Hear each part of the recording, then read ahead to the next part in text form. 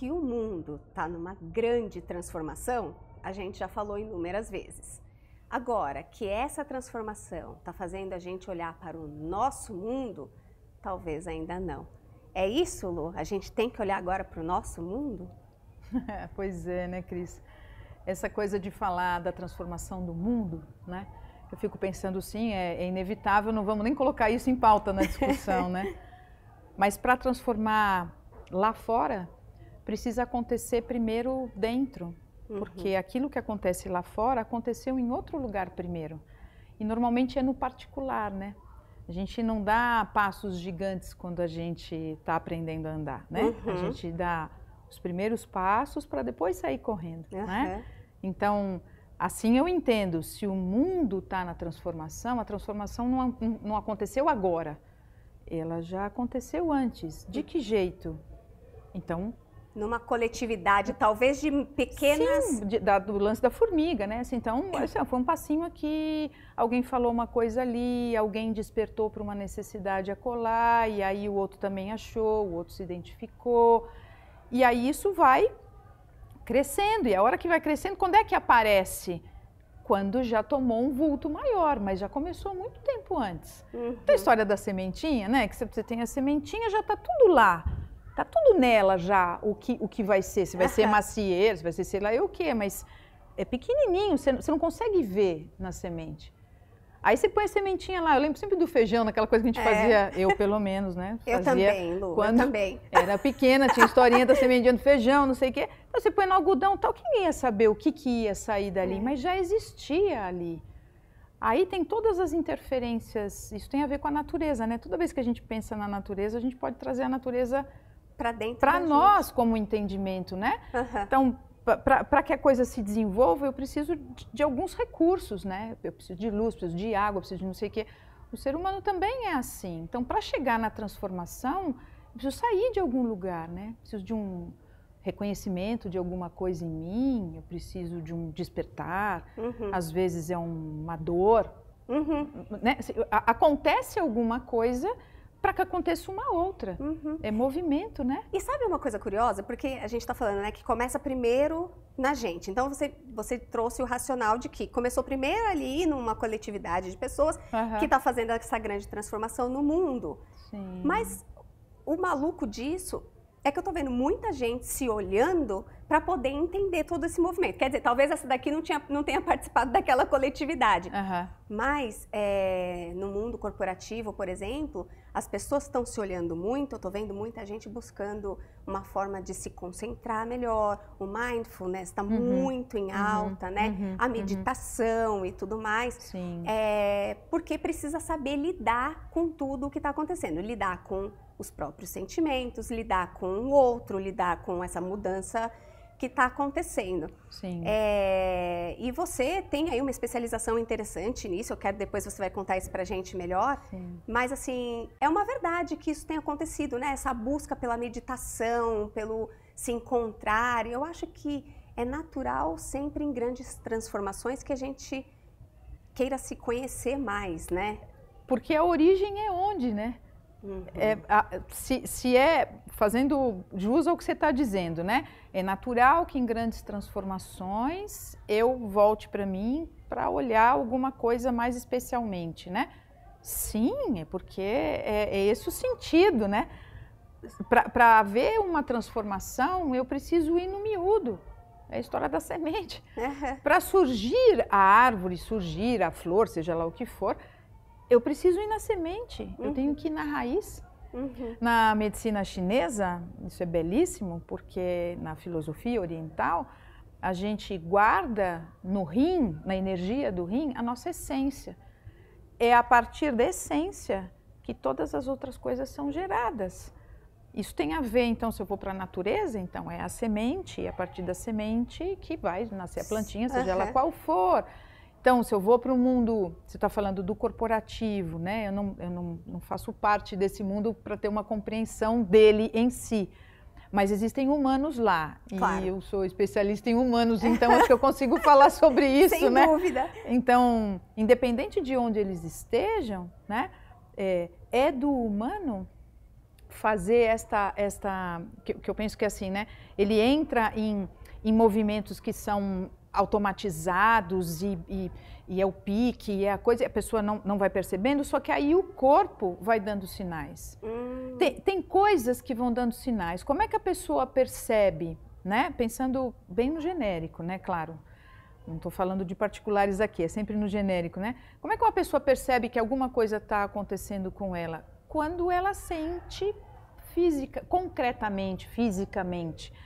Até perdi o emprego, não é no corpo, mas está fora, perdi o emprego, aconteceu alguma coisa que houve um impacto. E nessa condição do impacto que acontece, é a hora que você vai olhar. Está doendo o joelho, está doendo o estômago, eu vou buscar alguma coisa para amenizar essa dor, eu vou ter que compreender alguma coisa em mim. Faz todo sentido. Porque senão a coisa não vai acontecer. É bem verdade que eu posso ir ao médico e o médico diz, toma esse remédio que vai passar. E muitas pessoas ficam nesse ciclo, que eu posso chamar até meio que condicionado, de eu tenho dor, tomo remédio, passa. Eu tenho dor, tomo remédio, passa. E eu não entro em contato com a origem. Né? E eu acho que o que a gente está falando aqui, para haver uma transformação, eu preciso ir para a origem. E você acha que a meditação, então, te ajuda a chegar na origem? Então, ela Quais são ajuda. Os grandes benefícios? Ela ajuda para uma porção de coisas, né? Se a gente for falar de meditação, tem vários estilos, vários tipos. Isso que eu ia dizer, o mindfulness porque as pessoas é pensam né? que meditação é só yoga, só o mindfulness, e na verdade tem vários. Não, até no yoga tem as linhas do yoga, né? E aí são meditações diferentes ali. É que vamos colocar aqui como meditação sendo um momento onde eu vou aquietar a mente. Eu prefiro até usar o termo de aquietar a mente. Tá. Para não entrar nesse jogo, né? Né? Enfim, então, o que é aquietar a mente efetivamente, né? Não é ficar parado e relaxar, porque tem um pouco dessa... Relaxar é uma consequência, mas não é o objetivo primeiro. É justamente o contrário, é eu trazer a atenção para mim. Atenção plena. Para mim, não é aqui. Então, se eu começo a fazer uma respiração, que a gente fala que é a respiração baixa, que é a do abdômen, que é essa que traz essa condição. A respiração alta, que é daqui, é uma respiração dos ansiosos, a gente brinca, né? Que é uma respiração alta, ela tá... Ofegante, a gente fala, né? Medicina chinesa, de novo, ela tá yang, ela tá para fora. Quando eu trago para baixo, eu estou trazendo ela para o equilíbrio, para a contenção que é mais yin, né? E se a gente parar para pensar aqui, aqui, o centro, né, do corpo. Medicina chinesa, de novo, aqui é o tandem, é o grande caldeirão, é onde se concentram todos os movimentos de todos os órgãos que estão aqui para fazer funcionar o corpo inteiro. Então, esse lugar é sagrado. Então, eu trago a respiração para cá. Para quê? Só por uma questão de respiração? Não, o foco é na respiração para que eu preste atenção no que acontece comigo. Aí é muito legal isso, porque quando a gente começa na prática, a gente presta atenção em tudo menos na respiração, né? Vamos respirar. O barulho, você dá 2 respiradas, assim, eu tenho que depois ligar, né? Aí depois eu tenho que fazer isso aqui. Vai fazendo a lista de tarefas, né? E aí, qual que é a grande sacada? É a gente sacar justamente na prática da respiração, por exemplo, né? Que a minha mente é muito agitada. É uma coisa simples, só que quando eu me dou conta da captura que a mente faz de todo o resto de mim mesma, é a hora que eu começo a prestar atenção em como dominá-la. Tem um negócio bem legal que é do cavalo e cavaleiro, né? Então, o cavalo, se ele é deixado, tipo, eu subo no cavalo, né? Eu não sou uma cavaleira, tá certo? Eu não manjo disso, mas a gente vê na TV, né? Você sobe no cavalo, se você não sabe o que você tem que fazer lá de comando, não sei o quê, o cavalo vai fazer o que ele quer. Então, qual que é a jogada, né? A mente, ela tem que ser o cavalo. E nós, o cavaleiro. Nós, e não o oposto. E não o oposto, né? Porque a mente leva a gente embora. Se nós internamente não dominamos isso, não temos a clareza disso, a gente não consegue voltar. A gente só vai. Aí aquelas histórias que a gente ouve, nossa, entrei no carro, menina, fui parar aonde eu tinha que parar, mas nem percebi o caminho. E aquilo que a gente falou agora no bastidor, né, que eu pego o celular e isso, eu vejo 500 milhões de colegas meus fazendo isso, assim não como tenha eu. dúvida. Né? Deixa eu pegar e mandar uma mensagem para alguém. Aí pega o celular e vê todas as notificações, desliga, bota o celular de volta e fala, não mandei a mensagem. Exato. Então, como que a gente modifica isso? É como...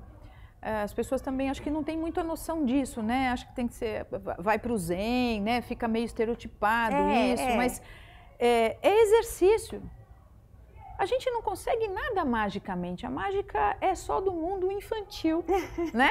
Não é mágico, é trabalho árduo. Assim como a gente trabalha o corpo, a gente vai trabalhar a mente. Então, assim, para que eu tenha a prática inserida na minha vida, para mudança de hábito, eu preciso praticar. Então não adianta dizer, não, Lu, eu faço, eu medito, eu pego lá o programinha no celular e eu faço todo dia. Eu falei, legal. Já conseguiu fazer sem o celular, sem o comandinho? Porque a gente pode começar, comando, né?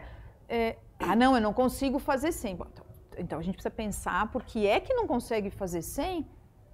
Por que eu não consigo sozinha parar 1 minuto, 30 segundos, fazer respirações e estar atenta para o que está acontecendo comigo? Muitas vezes eu pergunto, como é que você está sentindo agora? Como assim? Não, mas o que você está perguntando? A pessoa não sabe nem encontrar nela o que ela está sentindo. O próprio sentimento. A respiração está alta, mas ela está alta. Mas o que você sente? Em que parte do corpo isso está? Oi? Tem que estar em alguma tem corpo, parte do né? corpo. Porque aí assim, tem corpo, né? Ninguém me contou que tinha corpo e mais alguma coisa. Porque a hora que a gente começa na respiração a perceber se está ofegante, se não está ofegante, que a mente invadiu, e aí eu preciso fazer um exercício e dizer para ela, agora não. E a gente faz isso. Quando a gente começa na prática, a gente conversa com a gente. Sempre com muita... Isso é algo budista até, mas tem a ver com mindfulness também. É com gentileza. Sim. Conosco. Se respeitando, né? Então assim, a minha mente, hoje eu estou agitada. Então, agora eu estou respirando. Nesse momento eu quero fazer a respiração. Sabe, tipo, agora eu vou fazer isso, agora eu quero fazer isso. Vou tomar banho? Então, agora eu vou tomar banho e vou prestar atenção em como é que eu vou passar o sabonete. Eu me proponho a isso. Nossa, que exercício. Detalhista, né? Que, nossa, minucioso. Você pode praticar isso em qualquer momento do teu dia. Do teu dia. Que é uma forma de meditação. Esse é o mindfulness essencialmente até. Que está dentro da meditação, mas é o exercício da atenção plena. Eu estou atenta plenamente, por exemplo, a pegar esta garrafa de água. Então, se eu começo a me dispersar aqui, eu falo assim, não, espera, Luciana, a garrafa agora. Então eu vou pegar a garrafa e eu vou, em cada minúcia dessa, eu estou atenta plenamente a esta situação. Vou pegar o celular para mandar uma mensagem. Se eu já estou treinada a prestar atenção em mim, eu vou perceber que eu estou indo para um outro canto. E aí estou indo para as notificações. Na verdade, eu peguei o celular para fazer uma mensagem. Notificações depois. Volto na mensagem. Eu acho que eu tenho que ter uma lua aqui no meu celular falando assim, agora não é hora de meditação, de notificação. Mas você sabe, tem uma frase que eu nem sei de onde que é isso, não sei se é religiosa ou não, mas enfim... Orar e vigiar, sabe? Tem sim. Talvez corriqueira ou religiosa, não sei. Mas é mais ou menos isso, porque a oração que eu estou querendo me referir aqui é assim, é eu comigo mesma. Eu preciso mandar uma mensagem agora. Uhum. Isso é importante para mim. Porque se é corriqueiro, eu não preciso dar essa atenção toda. Uhum. Se eu quero, se é importante, então agora eu quero mandar a mensagem. Começou a invadir, a minha atenção começou a se dispersar, eu comecei a me dispersar de mim mesma, é a hora que eu entro com a prática que eu já estou fazendo, né? Nossa, Lu, você está trazendo um negócio que para mim agora está fazendo muito mais sentido, assim. Então quer dizer que os executivos agora, quando têm ido buscar muito, não só os profissionais como um todo, mas assim, as pessoas como um todo. Sim. Mas aqui falando um pouquinho do ambiente, né, do mundo sim. de trabalho e tal, A hora que você faz esse tipo de exercício, que é a meditação, quer dizer, a gente fala muito do foco, né? No trabalho e tal. Tem vezes que você se dispersa. Hoje que estava comentando que meu chefe está na Holanda e ele me perguntou assim, você tem ido sempre para o escritório? E eu disse para ele, eu não consigo me concentrar no escritório. Em casa eu me concentro melhor. Ele falou, eu também e tal. E a gente discutiu sobre isso. E aí, tá aí uma coisa interessante, porque assim, eu posso ir para o escritório se eu estiver me condicionando a ter o foco em determinada ação. Eu vou pegar o celular e não vou ver a notificação, ou seja, vou para o escritório e consigo me concentrar porque eu vou fazer tal ação, eu vou me propor a isso.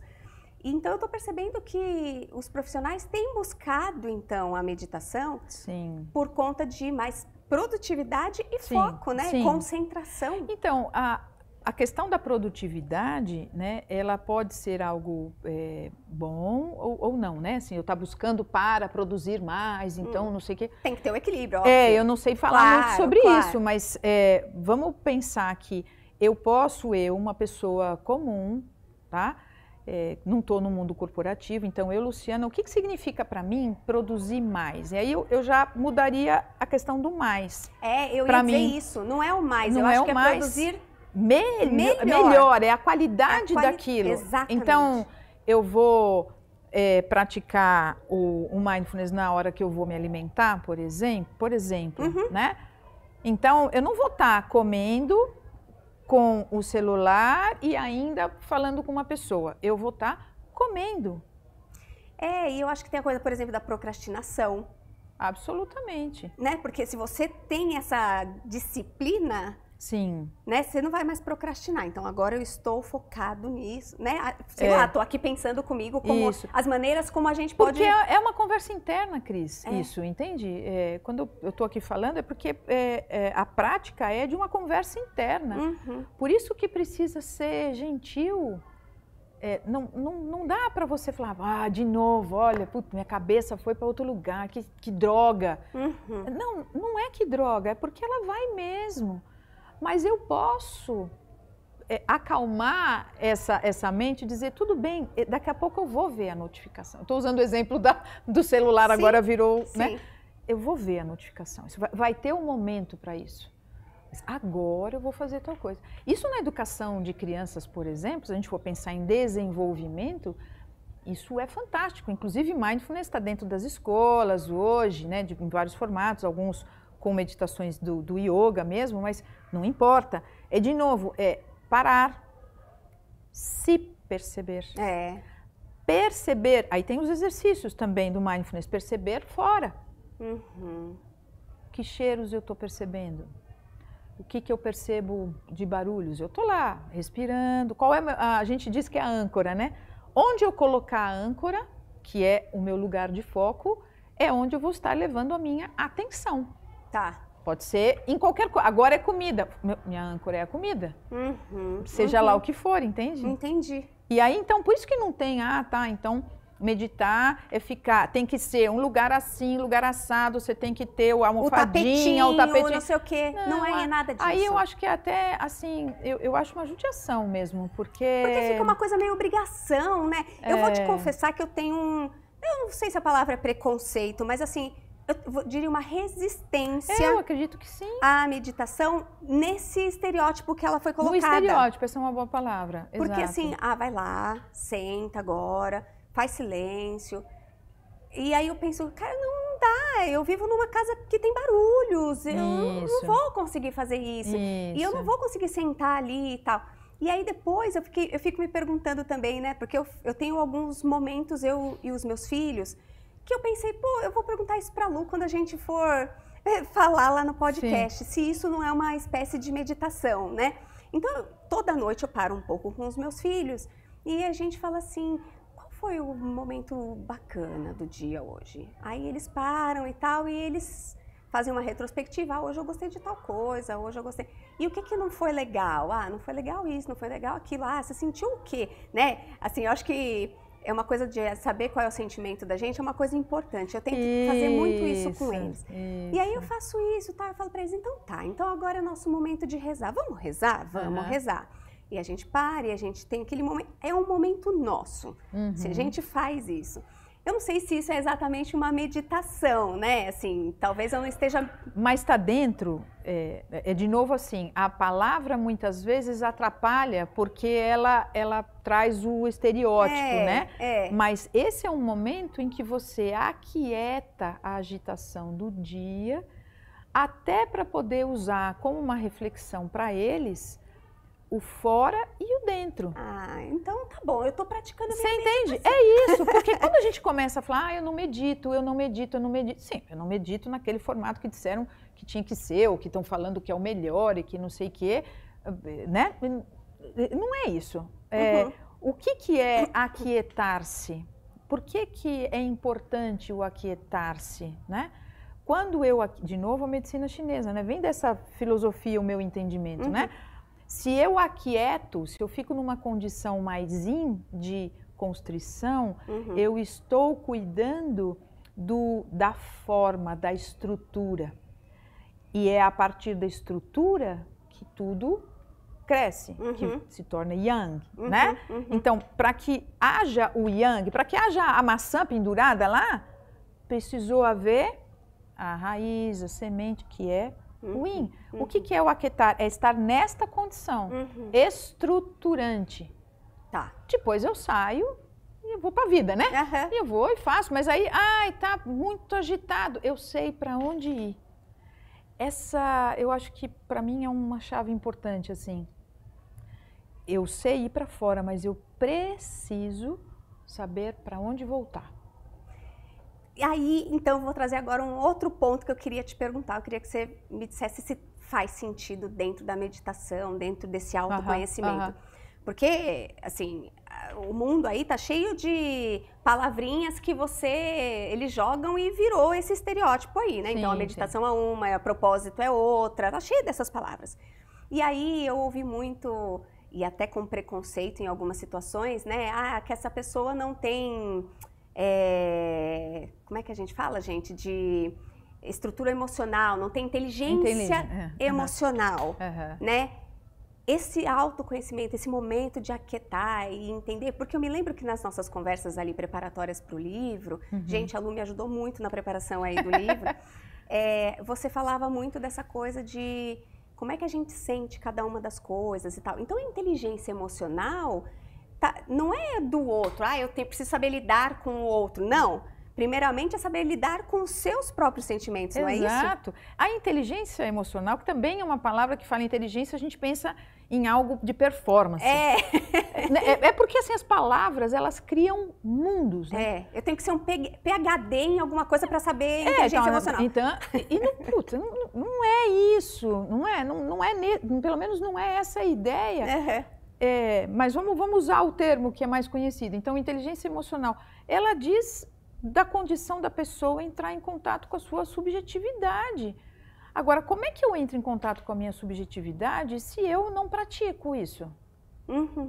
Digamos, supostamente, que a família desse indivíduo não tenha trazido como uma noite de conversar sobre como é que foi o dia, né? Que você está praticando com os seus filhos uma referência de inteligência emocional ali, se a gente for usar esse termo, né? Porque você está dando um conteúdo e uma possibilidade para que eles acessem o que já está lá.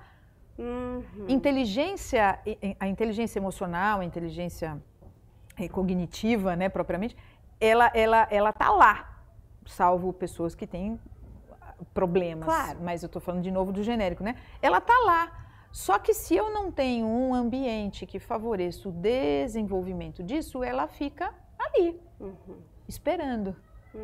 Muitas pessoas despertam, se conectam com essa condição, com essa possibilidade de estar lá, adormecida, vamos dizer assim, na fase adulta. Outros já começam ali, pequenos, então depende muito do teu entorno, né? Então, para que você acesse isso tem a ver, de novo, com a subjetividade, que é bem assim, né? Objetivo e subjetivo. Objetivo é aquilo que eu explico, que eu provo, que está lá concreto. Subjetivo é todo o resto. Então, se para mim a palavra inteligência me leva para um mundo, para você para outro. Se eu falo, olhando para as nossas coisas aqui, porque essa cadeira, poltrona, é bonita. Eu falo a palavra poltrona... Me vem algo à mente. A poltrona da sua avó. Teve um afetivo. Para mim, não é só a poltrona que é bonita, que eu vi na loja ali do lado. O que eu sinto a partir do que eu ouço é subjetivo e é meu, que é diferente do seu, que é diferente do outro. Isso são inteligências se interrelacionando. Você imagina como é que fica a comunicação? Nossa. Não, e aí a gente está falando de novo dessa bagunça toda aí, que olha, a gente viveu pandemia, a gente sabia viver junto, mais ou menos, vamos falar, A gente achava que sabia. A gente achava que sabia viver junto ali naquele ambiente de trabalho, naquela, quando a gente ia para uma festinha e tudo mais. Aí de repente, pum, vamos ficar de casa, né? Sim. Vamos ficar de casa e as nossas relações eram via tela. Como é que você acessa sentimentos via tela? Muito difícil. Pessoalmente já tem uma dificuldade ali. Fora que a casa estava funcionando. Exato. Nossa, esse momento, falar desse momento de pandemia. Sim. E aí eu fiquei pensando, inclusive, que nesse momento de pandemia a gente acessou coisas que talvez a gente não imaginasse. Talvez a gente tenha praticado algum tipo de meditação, porque eu tinha, pelo menos, os meus momentos de parar e falar assim, calma, deixa eu organizar, porque eu tenho 2 crianças, uma em cada quarto fazendo aula, né? E daqui a pouco tá dando o horário, eu preciso ver, eu não sei nem se isso não era uma meditação, era uma organização, talvez, mas eu fiz algo, eu pratiquei muito mais isso enquanto eu estava em casa do que quando eu estava no trabalho. Então, porque no trabalho era o automático do seu fazer lá. Em casa, você foi provocada, a circunstância, né, provocou. Elegeu, né, elencou uma necessidade em você. Espera, tem uma criança ali, outra ali. Então, quando você faz isso, você está aquietando coisas para poder dar lugar a outras. Isso é a atenção plena em alguma coisa, né? Você está dando, você tira a atenção de uma coisa para colocar em outra, mas é você quem determina. Não é a mente que te leva, entende? Entendi. Quando a mente te leva é quando a gente chega no final de ter feito o negócio, tipo, você chega no final do dia, você tá acabada, cansada, você fala assim, gente, eu tô podre, né, tô acabada aqui e eu nem sei o que eu fiz. Eu acho que eu nem fiz muitas coisas. E aí a gente começa a se recriar, tô esgotada. Sim, mas porque você fez tudo o que fez sem se dar conta de estar fazendo. E aí a sensação é de não ter feito. Nossa, isso, você está falando de uma coisa tão parecida. Esse efeito é uma loucura, a gente fica mal com isso. Não, você está falando de um efeito muito parecido com o que a gente fala hoje do burnout, né? Exatamente. E o que é o burnout? É você distrair-se de si mesmo. Claro que é muito mais do que isso, mas... Claro, sim, estou entendendo. Você saiu, você tá para tudo... Seguiu o flow? Menos para você. E aí você foi, sabe... me veio uma imagem agora, tu tá nadando, sei lá, eu não nado, né? Mas, enfim, tá no mar, né? Tá lá, ai, que delícia, tô boiando, que gostoso. Aí quando você vai ver, você já tá no meio do negócio, fala, puta, e agora, né? Como é que eu volto? Como é que eu volto? Eu já fui muito longe. Sim, porque você não percebeu, você não foi se dando conta, você se entregou para uma coisa sem estar conectada com essa coisa, com a outra, o objetivo entende? Que precisar. A questão não é, na chamada, né, meditação, não é um desligar-se. Pelo contrário. É pelo contrário. É a atenção mais plena em você. A atenção é em você, é o ligar-se em você, né? Sei que eu posso usar essa palavra.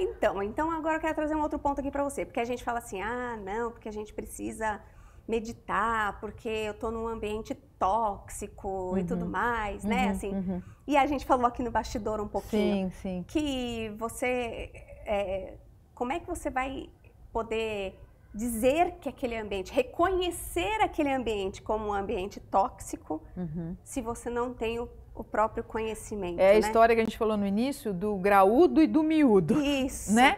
Então, tudo bem, é claro, existem ambientes e pessoas tóxicas. Sem dúvida. Não vou entrar nessa seara agora, porque é uma seara grande, né? Mas a questão se eu não me conheço primeiro, como é que eu identifico que o ambiente é tóxico? Qual que é a referência de toxicidade? aquela que eu li, aquela que eu vi que o outro contou, aquela de não sei o quê. Sim, mas e eu? Eu em relação a isto? Porque sempre tem o eu em relação. E a toxicidade vai ter isso, né? Assim, isso é tóxico para mim? Então... Porque aí você vai acessar o que você sente, né? Ah, aquela pessoa fala daquele jeito e aquele ambiente é tóxico. Tá bom, é tóxico para você. Claro, não estou falando dos extremos, que os extremos... Não estamos falando da doença, né? Não estou falando da gente fazer a devida identificação com o nosso eu, né? Até com a própria, se a gente fosse levar para esse lado da questão de pessoas tóxicas, pessoas abusivas, né? Se fosse para esse viés, mesmo assim, né? Se eu, de novo, estou cuidando da minha estrutura, eu posso cair, tropeçar no abusivo e no violento ali. Sim, porque às vezes aquilo vem numa ventania. Eu posso não conseguir administrar uma ventania, tropeçar e cair. Porém, se eu estou conectada comigo, cuidando da minha estrutura, conhecendo os meus limites, eu sei onde buscar em mim recurso para levantar da ventania. É uma comparação assim, a casa deu uma enchente e prejudicou várias pessoas. Aí o repórter lá, o jornalista vai lá e vai fazer entrevista. Tem vários tipos de pessoa. Tem aquela pessoa que fala, perdi tudo, estou muito mal, mas minha família está viva. E a pessoa está falando com inteireza. Não quer dizer que ela está feliz com aquilo, mas ela está inteira, porque ela se conectou com algo nela que ela identifica como mais importante. Então, a enchente levou coisas, mas eu fiquei com o mais importante para mim, por exemplo. A outra pessoa está totalmente ainda na enchente. Porque eu perdi, não sei se eu perdi pessoas, mas aí eu também perdi a geladeira que eu tinha acabado de comprar, mas eu também agora não sei se eu consigo ir para o emprego e que não sei o que. Ela não sabe lidar com aquilo tudo. É um vendaval e não tem onde fincar. É esse o subjetivo que eu falo, que a gente, todos nós, né? Isso é pra vida, Isso é pra vida, pro resto da vida, até o seu último suspiro. Porque até o último suspiro você tem movimentos que acontecem com você. Claro, o tempo todo. Sim, porque ainda bem, né? Porque a vida, né? Ela caminha, ela deveria ser sempre o entendimento que seja num espiral. Mas se você não está atento, você vai, como essa pessoa que diz, eu perdi isso, eu perdi isso. Sim, mas como é que você está... Ah, não sei. Nem olhou, nem viu. Nem viu, porque está perdido fora. É isso que eu quero dizer, né? Entendi. Eu não estou colocando aqui valor, de maneira alguma, na perda que as pessoas vivem em relação a isso, mas é só um referencial de como é importante a questão de eu ter a estrutura dentro de mim. É ela que sustenta. E é curioso porque eu escutei um estudo que o Daniel Goleman, eu não sei se eu estou pronunciando corretamente sobre o nome dele. Goleman. Ok. E ele fez um estudo falando de pegando crianças e fazendo um processo de meditação antes de começar as aulas, começar mesmo o dia da aula, né? Só que isso foi feito há bastante tempo e essas crianças hoje já estão aí no mercado de trabalho, por exemplo, e eles fizeram estudos com essas que fizeram e com os que não fizeram uma meditação. E a diferença é brutal, eu diria, ali na frente, na maneira como eles lidam com os estressores do dia. Isso, porque você flexibiliza o cérebro. Tem os estudos no Mindfulness, que eles, quando começaram com tudo isso, né? Eles foram fazer aquele, eu não sei como chama aquele exame que aparece o vermelhinho lá, enfim, X, no cérebro dos budistas, dos monges. Então, o estudo era exatamente esse. Então, a gente botar os negocinhos lá, os eletrodos e tal, e aí pedia para o budista, para o monge, então, iniciar o processo da meditação dele, né, de concentração e tal. Aí ele entrava nisso e eles ligavam lá os aparelhos. Eu não sei agora qual lado do cérebro, a parte frontal do cérebro, mas enfim, isso agora não é o mais importante, mas tinha a parte do cérebro ligada à atenção que ficava absolutamente... vermelhão, assim. Eu estou em atenção plena. E aí os caras falam assim, pô, mas o cara tá meditando, ele tá de olho fechado, até acho que ele tá dormindo, tá desconectado com a gente, como é que esse treco está absolutamente ativo. É disso que nós estamos falando. Já existe comprovado, dentro do estudo do Mindfulness, se você passar 20 dias, iniciar a sua prática hoje, e passar 20 dias fazendo a prática, dentro do treinamento, né? Você faz a prática diariamente, se você fizer tudo direitinho, né? No 21º dia, o seu cérebro já está em transformação. Você muda o seu cérebro. Ele passou... É físico. Você aprendeu a andar. É como isso, né? Você muda. O Yogananda, que é um cara dentro do yoga, né? Ele dizia assim que a mudança de hábito tem a ver com isso. Para você mudar um hábito seu, você precisa prestar atenção, não é? Se você quer mudar um hábito, não quero mais fumar. Não é, hábito é vício, mas enfim, né? Não quero mais tal coisa. Pô, você não precisa se policiar. Preciso beber mais água. Bom, eu preciso colocar água, né? Eu preciso ir atrás da água, mas ela não vai vir. Eu preciso fazer. Por isso que a gente está falando do pequeno e do grande. A transformação acontece, claro, mas ela começa no pequeno, em pequena escala. E isso vai reverberando energeticamente, vai pegando balança aqui, igual pedrinha no lago, sabe? Você joga a pedrinha, assim, foi só uma pedrinha, mas ela foi... Quando você vai ver, ela tomou o lago inteiro. Aí você fala, nossa, que grande, era grande a pedra? Não, ela era bem pequena. Mas a vibração dela tomou esse vulto todo. Então, são gestos. Acho que o que a gente faz aqui, por exemplo, é uma pedrinha. Daqui a alguns anos... Como vai repercutir ali, né? Daqui a alguns anos alguém vai falar assim, eu me lembro de ter visto alguma coisa sobre isso, mas a coisa já vai estar grande lá. Mas nós estamos começando aqui, você estuda uma coisa, eu estudo outra, você conversa com outra, o outro despertou para não sei o quê. É disso que nós estamos falando, são dos pequenos passos, né? Não, eu tô escutando tudo e tô com milhões de pensamentos e um deles que passou foi assim, você tá com milhões de pensamentos, você não está concentrada, o que foi que você queria falar mesmo? Vamos respirar. Não é? Mas não é isso, eu tô aqui pensando nisso, porque eu sou uma pessoa naturalmente... eu gosto de dizer que eu tenho bastante energia. Eu prefiro dizer que eu tenho bastante energia do que dizer que eu sou, sei lá, estressada, ou, né? Não gosto de ficar botando esses rótulos, então eu tenho bastante energia. Mas eu fico me perguntando, assim, que no ambiente de trabalho, por exemplo, e aí, gente, eu tô falando de qualquer profissão, tô falando no teu ambiente de trabalho, em alguns momentos você dedica um foco exclusivo para aquilo que você está fazendo e tudo mais. E será, Lu, que quando você aciona um gatilho daquilo que te faz mal, porque a gente falou do ambiente tóxico, como é que a gente identifica, mas então tá, alguma coisa naquele teu trabalho teve um gatilho ali, te enganchou, e aí você não concentra mais naquilo e você passa a concentrar naquilo, é o fato de você não conhecer por que aquilo te afeta.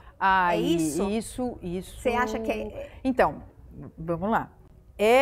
E não é ao mesmo tempo, porque eu posso conhecer aquilo e ser engatada. Porque aquilo é uma coisa, é tipo órgão-alvo, sabe, que a gente fala? Toda vez que me dá gripe, é na garganta que ataca, sabe, tipo assim? Então, eu posso ter uma coisa que é o meu... calcanhar de Aquiles, né, que a gente exato, meu calcanhar de Aquiles, aquilo, quando acontece. Então, eu posso sempre tropeçar naquilo. Como é que isso vai mudando? Quando eu vou me apropriando do entendimento que aquilo desencadeia em mim. Mas eu vou, aquilo vai passar, e eu falo, opa, aquilo tá passando, preciso prestar atenção aqui para não cair. Tá doendo um pouquinho aqui, tá doendo um pouquinho, então o que eu tenho que fazer? Porque eu já aprendi. Porque sabe, Lu, uma coisa que eu fiquei pensando aqui da gente falar e até esclarecer um pouquinho aqui para quem tá ouvindo a gente, né? Porque tem tanta gente passando por processos de burnout, de ansiedade extrema. Isso está acontecendo muito, a gente sabe disso. O Brasil é um dos países que mais tem gente com ansiedade. É uma coisa triste, inclusive. Mas o que eu não quero é estereotipar isso, falando que você não medita, é por isso que você está desse jeito, né? Então, assim, o que eu acho é que a gente precisa deixar claro que a gente tem caminhos, né? E que a gente sabe que existe sim o estressor, que a gente sabe que existe sim um ambiente tóxico e tal, Mas aqui o que a gente está falando é que podem ter caminhos, né? Eu costumo brincar, e vou fazer um paralelo aqui, brincar não, falar sério, que os meus filhos vão lidar com a resiliência ali na frente muito melhor do que eu lidei agora no processo da pandemia. Porque eles viveram a pandemia e ficar enclausurados e não ter mais o social que eles tinham na escola, etc., muito novos. Eles já passaram por isso, e quando se eles tiverem que passar por isso ali na frente, eles passaram por essa experiência e vão, talvez, lidar melhor do que eu, né? Então, é um pouco disso, né? Assim, a gente está mostrando que alguns caminhos podem facilitar esse processo, né? E o caminho não precisa ser o formatado que passa na TV, que passa, né? Faça isso, não precisa ser este, né? Se você... Apenas, que eu acho um apenas grande, né? Para mim é sempre complexo, mas se você está agitado e você... eu gosto de música, por exemplo, se eu colocar uma música, colocar o play, né? Parar do que eu estou fazendo e colocar uma música, só para me propor a ouvir a música, eu já saí daquela condição. Se eu simplesmente perguntar para a pessoa que está me estressando, que está me deixando irritada e que eu nem sei porquê. E se eu disser assim, eu estou me irritando, não sei porquê. Se eu disser isso, entende? É trânsito, né? Se eu disser, eu estou me irritando, nem sei porquê. Vamos esperar um pouquinho? Daqui a pouquinho a gente retoma? Então, eu não sei, eu não estou falando nada para a pessoa, tipo, olha o que você está dizendo. Está me ofendendo, tá? Não, porque eu nem sei. Porque eu não sei ainda. Mas eu posso dizer que eu não sei ainda. Mas o que está acontecendo? E é uma maneira... tão honesta de você se respeitar, né? Exato. Eu tô sentindo... Nossa, você falou, me deu uma sensação... Tá esquisito, mas não sei explicar muito por quê. Peraí, deixa eu entrar em contato aqui um pouquinho. Não é? Aí você também já tá fazendo... O outro imediatamente fala, não, pera, não foi minha intenção. Se a outra pessoa tem um movimento. Agora, se eu tô na reatividade... O que está acontecendo muito, inclusive, né? Aliás, é natural do ser humano um pouco, eu acho. A reatividade, ela não dá a possibilidade da transformação. Tem a CNV, né, que são... comunicação não violenta, né? A comunicação não violenta, né, que veio de lá do Gandhi e tal, tem livros super bacanas e, enfim, nessa linha de conversa, é justamente quando eu posso... me comunicar cuidando das palavras que eu uso, né? As pessoas vão generalizando tudo justamente pela pressa, pelo acumulado de tarefas, pela qualidade, né, do que está vivendo. E aí a comunicação fica prejudicada, só que aí o reflexo desse todo vem no corpo, vem muitas vezes até na emoção, vem né, sei lá, meu marido isso, meus filhos aquilo, vem no lamento, né? Mas nunca vem da consciência do todo, né? Quando a gente para e fala assim, tá, peraí, vamos ver o que está acontecendo? É a história do, vamos aquietar a mente, né? Porque eu gosto muito dessa ideia, porque assim, pera um pouquinho, não tá bom, então vamos parar um pouco e só... aquietar, para sentir, alguma coisa sempre surge. Lu, olha que legal, você falou aquietar a mente, falou várias vezes e eu não tinha acionado isso dentro de mim ainda, mas eu falei muitas vezes falei para mim e escrevi no livro que a gente precisa silenciar, eu só falei com outras palavras, né? Mas é que eu passei por um processo importante de silenciar. No momento em que eu estava escrevendo o livro. E você está trazendo aqui, quer dizer, eu fui para dentro de mim, eu me reconheci, eu lidei com as coisas para poder escrever, etc. E eu só usava uma palavra diferente. Você vê como são as coisas? Então, o que é o livro? Vamos para a natureza de novo? O que é o livro? É a maçãzinha. No caso, é outra fruta, mas... ali é a uva. Ali é uva, né? Mas então, já é o fruto, né? O livro é o fruto. É o fruto. Sim, mas para chegar no fruto, para onde que você foi? Para o silêncio? Para a estrutura, para a sua história, para a sua essência, para as informações, né, constituídas ao longo da tua história. Isso é o yin. É a condição mais yin que existe. E é de lá que você teve tudo para chegar na uva. Sensacional. Entende? Então, esse caminho que é essa inteligência oriental, né, essa condição deles de, a partir do que enxerga na natureza, trazer como um entendimento do ser humano e de todo o funcionamento, de toda a medicina, né, que isso é, enfim, maravilhoso, é um outro ponto, mas eu olho na natureza, está lá, a natureza já está ali me contando essas coisas, é que se eu parar, Rubem Alves agora, muito obrigada, porque agora me veio o Rubem Alves, né? Obrigada, Rubem Alves. Obrigada, Rubem Alves, que eu sou apaixonada por ele, enfim. Ele tem em um dos livros dele, ele fala sobre a experiência dele, que todas falam dele, mas enfim, essa em especial.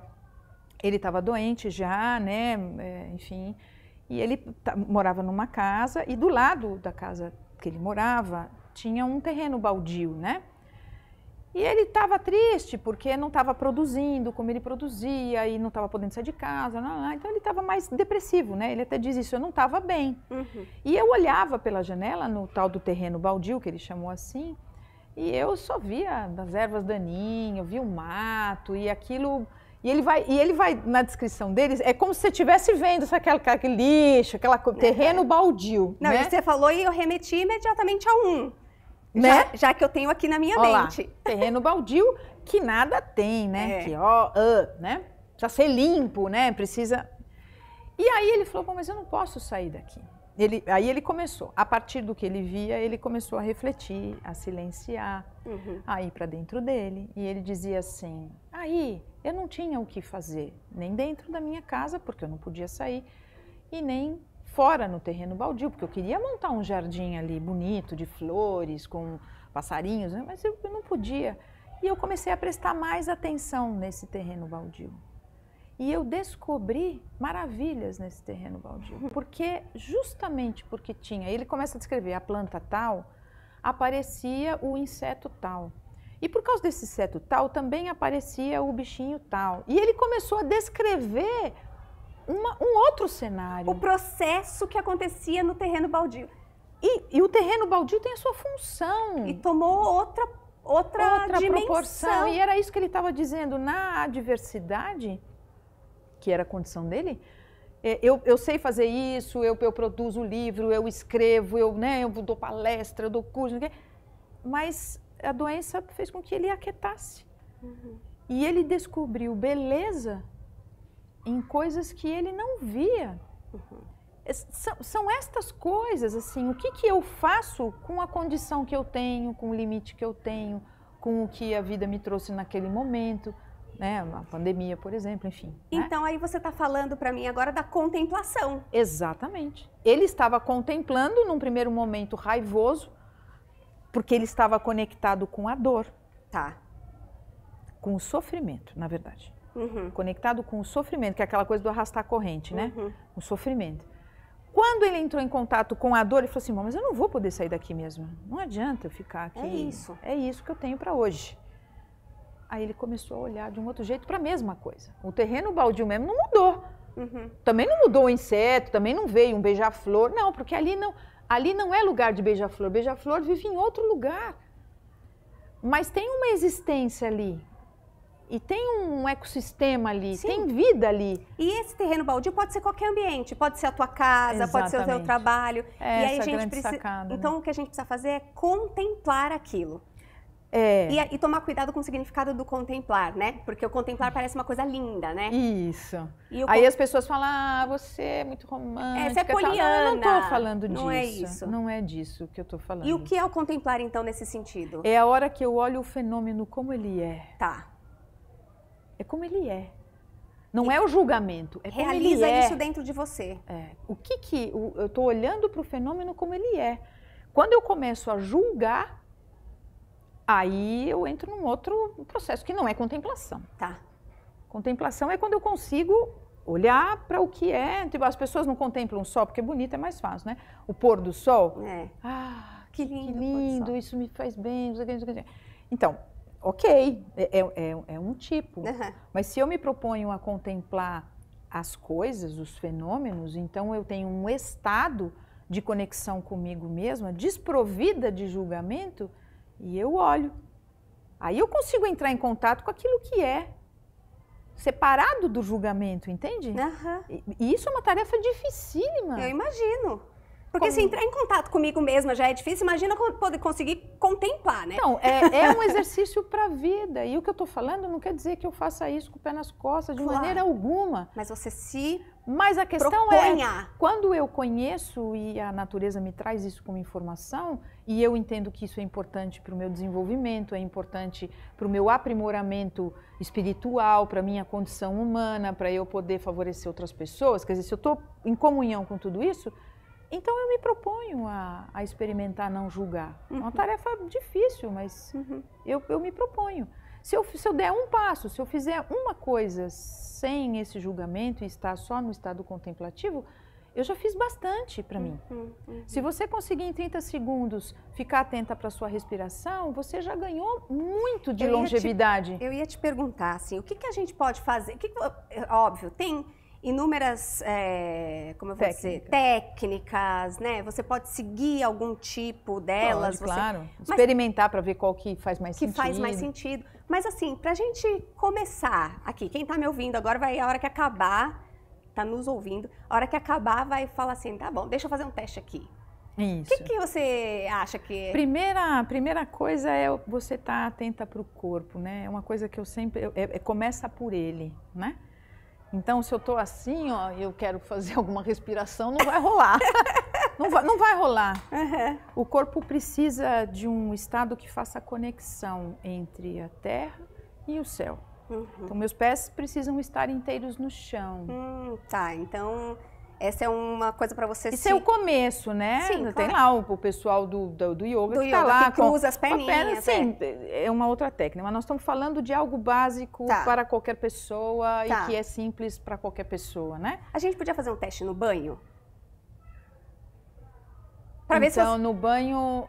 ou não? É que você falou assim... com o chuveiro ligado? Tipo, não sei, lá no banho que você mesmo? disse assim, até quando a gente está tomando banho, a gente pode fazer isso. Aí no banho, por exemplo, não seria respiração. Seria, por exemplo, assim, eu agora vou entrar no banho, tá legal. Então, a partir do momento que eu entro no banheiro, fecho a porta, então é como se fosse o pé inteiro no chão, né? Então, assim, entrei no banheiro, vou tomar banho, fechei a porta. Então, eu tô lá para os passos, né? Tá. Então, assim, primeira coisa, vou deixar, por exemplo, o celular fora do banheiro. Por exemplo. Ou pode deixar ali, mas desligado. Porque isso é a coisa mais comum agora, né? As pessoas levam o celular para o banheiro, é verdade. Mas, enfim, eu estou só exemplificando aqui, né? Então, primeira coisa, eu preciso tirar aquilo que me rouba. Ah, tá bom, de mim. Rouba de mim. Então, se é difícil para mim, eu posso deixar ali do lado, mas assim, eu estou consciente que eu estou deixando. Tá. Então, eu digo para mim mesma, eu vou deixar o celular aqui, porque agora eu não vou mexer. Tá. Agora eu vou tirar minha roupa. Aí eu presto atenção, porque a gente nem sabe qual parte da roupa você tira primeiro. primeiro. É a coisa de escovar os dentes, né? Que a gente tá ali... Que lado que você escova? Quando você vai se enxugar, qual a parte do corpo que você enxuga primeiro? Quando você pega o sabonete, qual é a parte do corpo que você passa primeiro o sabonete? Você molha o sabonete antes de passar em você? Ou seja, então, olha a quantidade de coisa. Colocar atenção plena naquele processo que você vai fazer no banheiro. Essa pode ser a proposta do nosso podcast agora, assim. Ó, absolutamente. Gente, vamos tentar fazer essa proposta em casa, né? Sim, é simples, entende? Você nem precisa estar necessariamente fazendo a respiração, fechando os olhos. Não, se propõe a tomar um banho, que é o igual de todo dia. De um jeito diferente. Você determina o diferente. Pode ser o primeiro passo para a gente ir depois para a meditação, Você determina o diferente. Você vai ter uma sensação diferente. A gente faz um teste com uva passa quando a gente está no treinamento, né, que é muito interessante. A gente põe uva passa na boca e aí o instrutor fala, então põe a uva passa na boca e come a uva passa. Uma. Todo mundo come. Agora eu vou te dar uma outra. E essa daí você vai deixar descansando do lado esquerdo da boca. Eu vou te dar uma outra do lado direito. Vou te dar uma outra, você deixa na língua. E aí a última você come normalmente. Cada uma tem uma sensação, cada experiência traz uma sensação diferente. E quando eu como a última, que é para eu comer normalmente, eu me dou conta que a primeira que eu comi, eu nem senti o sabor. É disso que eu estou falando, é do pequeno para o grande, não dá... Te dá um pacote, eu falo que eu como pipoca igual amendoim, que eu amo pipoca, né? Você põe um balde de pipoca de cinema, eu acho que eu nem saboreio, porque eu como compulsivamente a pipoca. Agora, se eu der atenção, talvez eu coma menos, porque eu tô saboreando aquilo, eu tô pegando uma de cada vez, alguma coisa assim, entende? Então, no banho também. Agora eu vou falar uma coisa, né? Eu trabalhava com umas amigas e uma vez a gente entrou numa discussão de banhos, né? Toma banho de manhã, toma banho de noite, toma uma vez, toma 2 vezes. Aí eu fiquei pensando, lembrei dessa minha amiga, ela vai saber quem é. Ela vai evoluir mais rápido que eu, porque ela toma 2 banhos por dia. Ah, então ela vai ter 2 treinos no dia. 2 então. treinos no dia ela vai ter. Sim, Ô Lu, sim. eu queria que a gente voltasse um pouquinho, agora. Porque assim, foi tudo... A gente ia ficar aqui horas, né? Com porque certeza. é uma delícia, né? Em algum momento tem que terminar. Mas eu queria que você voltasse e me dissesse como é que você chegou aqui.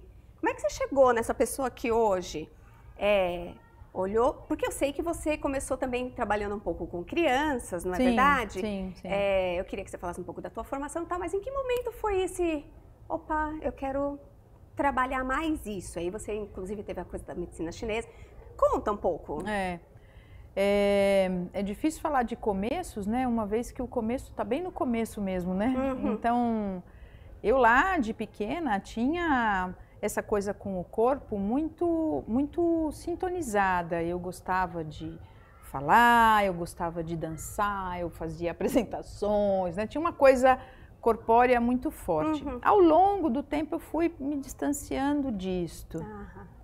Esse é um ponto, né? Aí, bom, ok, fui, cresci, tarará. Aí cheguei na fase da faculdade, né, em que eu escolhi fazer psicologia, e o meu olhar estava para os pequenos, né, para o desenvolvimento. Então eu já tinha uma coisa de olhar para o desenvolvimento, de prestar atenção no desenvolvimento. Talvez porque eu tenha tido uma experiência infantil que me fez cuidar um pouco da questão do desenvolvimento, né, como experiência própria, né. E aí, então, fui lá caminhando dentro da psicologia no formato psicólogo, formato bem formatado, bem dentro de um quadrado tradicional e tal. Nada contra isso, mas foi por aí que eu comecei, né? Feliz da vida fazendo isso, cuidando de crianças, depois de adultos. Aí eu fui dar aula em faculdade, então essa coisa de conversar, de falar sobre conhecimento. Aí eu fui trabalhar em escola como orientadora educacional, então estava no meio das crianças e conversava com os pais. Enfim, tudo isso era uma praia absolutamente deliciosa, com um aprendizado enorme de comunicação com as pessoas, né? Então aí já tinha um pouco desse falar do que eu aprendia com as pessoas e observar ali e trazer nesse ir e vir, né? Aí, num determinado momento, por volta dos 40 anos, mais ou menos, eu decidi... Não, imagina, foi com mais, com 45, sei lá, pouco importa agora. Num determinado momento, eu decidi sair de São Paulo, devido a algumas experiências um pouco traumáticas de assalto familiar e tal, a gente decidiu se mudar para o interior, né? E nesse lugar, já era um lugar que eu já ia todo final de semana, já era um lugar conhecido, não era um lugar qualquer, né? E aí eu falei assim, não, então agora eu vou para lá, eu vou fazer coisas diferentes, porque isso aqui está muito louco. E eu fechei a porta dessas experiências e me abri para outras. Depois eu trouxe tudo de novo, porque não dava para fechar, claro, né? Experiências são experiências. Eu achei que dava, mas não, né? E aí lá, o começo da virada foi que então eu estava num lugar novo, e eu tive uma experiência de massagem com uma pessoa lá que eu fui atrás, e ela me apresentou a medicina chinesa ali, começou a falar, eu falei, nossa, que mundo legal esse, vou fazer a formação, e aí dessa formação todo o resto veio. Foi como um desencadear de... parecia mágica, né? Porque foi um desencadeamento de... Porque ele ficou esquecidinho e de repente... Veio tudo, né? Então, medicina chinesa, aí eu conheço pessoas especiais, né? O meu mestre, conheço colegas especiais que são meus colegas até hoje, e aí um fazia meditação, o outro já tinha um negócio de constelação familiar, e eu só ouvindo essas coisas, ainda no julgamento, que estranho isso, mas... Que interessante isso, né? Algo entre o ir e vir e tal. E aí eu fui buscando formações, né? Porque assim, eu não sei direito o que é isso, mas eu quero conhecer. Aí fiz constelação familiar. Eu quero conhecer um pouco da meditação. Aí eu fui lá, fiz as meditações, todos os treinamentos, né? E aí vai para o yoga. Aí conhece um pouco dessa vertente mais indiana. E aí esse mundo foi se abrindo e aí a minha inteligência emocional ou espiritual, que eu prefiro dizer ela foi lá para o passado. Naquela condição... Do corpo, da criança e tal. Hoje, o meu fazer dentro do consultório e com o meu trabalho, que é novo também para mim, é um outro jeito de estar com as pessoas, né, que é o Movimentos, tem a perspectiva do resgate dessa história, que assim, eu tinha um corpo, eu larguei dele, por isso que para mim é muito forte essa coisa do distrair-se de si mesmo e você se perder. Tá. Para mim isto faz muito sentido, né? E aí quando eu vou falar com as pessoas, é um pouco assim, o que você fazia? O que você tinha lá? Porque a gente sai de algum lugar. Sim. E a gente pode sair de um lugar maravilhoso, mas a gente pode sair de um lugar horrível, difícil, abusivo, violento. Sim, sim. Não importa. O que eu carrego faz parte da minha história. E ela é material, ela é estrutura para qualquer coisa que eu faça se eu quiser honrar a vida que eu recebi. Então, honrar o que eu recebi é fazer daquilo que eu recebi de graça, né? Que minha mãe e meu pai me deram, né? A vida. Então, fazer com a minha vida o melhor que eu puder, porque eu ganhei ela. E quando eu olho para trás e vejo essa caminhada e olho, eu estou resgatando coisas de lá que eram minhas essencialmente e que eu mesma me distanciei. Mas que hoje eu consigo olhar e trazer e integrar para todo o resto. Para as dores que eu tive, para os traumas que aconteceram, para as coisas maravilhosas que aconteceram, para todas as experiências, pessoalmente, profissionalmente. Sim. E hoje o sentimento de integração, ele se faz presente, porque eu não excluí nada da minha vida, eu trouxe tudo para cá. Eu acho que um pouco do extraordinário, quando você traz no teu livro, quando a gente já conversou, e eu parei para pensar nesse nome, porque eu nunca tinha parado para olhar dessa forma. Eu falei, mas o que seria extraordinário na minha vida? Deixa eu ver, né? E são tantas coisas pequenas que são extraordinárias, porque é isso que você trouxe a tua vida. Pera, é extraordinário ter chegado até aqui. E não precisa ser algo cinematográfico. Isso. Mas o extraordinário, para mim, é aquilo que é para mim extraordinário. Pode até você ouvir e falar assim, nossa, legal. Mas se for para mim, já está muito bom, porque faz sentido. E o teu extraordinário, que é único, que é só seu, porque eu digo isso sempre, cada um de nós tem o próprio, chamem como quiser, eu chamo de extraordinário. Sim. Você também oferece para o outro, né, Lu? Absolutamente. Esse é o ponto, assim, que para mim torna o teu extraordinário ainda mais extraordinário. Porque então você hoje está caminhando para um trabalho novo que você também acessa as pessoas de uma maneira nova. Você também está oferecendo algo. De novo, eu vou falar pela 50ª vez aqui, né? A coisa do servir, né? Que é o Ikigai, que a hora que você serve, em vez de ser visto pura e simplesmente, você está cumprindo de fato uma missão de vida, né? Você honra a vida. Você honra a vida. É isso. Ai, Lu, isso é extraordinário. Que papo delícia. Olha, eu quero te agradecer muito. Obrigada, foi sensacional, obrigada, foi ótimo. Obrigada. Eu vou tomar banho hoje e vou tentar certamente, deixar o telefone do lado de fora. Depois me conta como foi. Então, obrigada pela oportunidade também. Imagina, olha, gente, minha extraordinária de hoje é a Lu. A gente vai ter todas as informações sobre ela, sobre os trabalhos que ela faz, na nossa descrição desse capítulo. Indica, dá seu like, semana que vem tem mais. Até mais!